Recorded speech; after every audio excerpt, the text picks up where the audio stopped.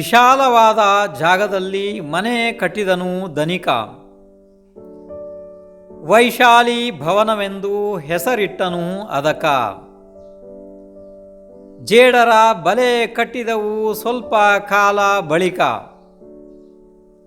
ಸಂಶಯ ಬಂದಿತು ಮಾಲೀಕ ಯಾರೆಂದು ಇದಕ. ಹಾದಿ ನೋಡಿತು ಮನ ಆತ್ಮ ಕಲ್ಯಾಣದ ದಿನಕ. ಧನಿಕ ಅಂದರೆ ಬಹಳ ದೊಡ್ಡ ಸಾಹುಕಾರನೊಬ್ಬ ಬಹಳ ದೊಡ್ಡ ಜಾಗದಲ್ಲಿ ದೊಡ್ಡ ಮನೆಯನ್ನು ಕಟ್ಟಿಸಿ ಬಿಟ್ಟ. ವೈಶಾಲಿ ಭವನ ಎಂದು ಅದಕ್ಕೆ ಹೆಸರು ಕೂಡ ಇಟ್ಟ.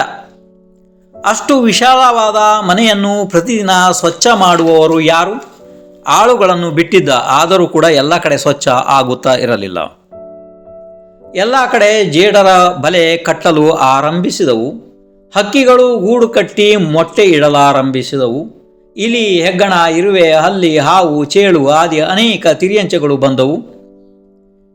ಇದೆಲ್ಲ ಆಯಿತು. ಮನೆಯೆಲ್ಲ ತುಂಬಿಬಿಟ್ಟಿತು. ಮಾಲೀಕ ಒಂದು ದಿವಸ ಎಲ್ಲ ಮನೆಯನ್ನು ನೋಡ್ತಾ ಬಂದ.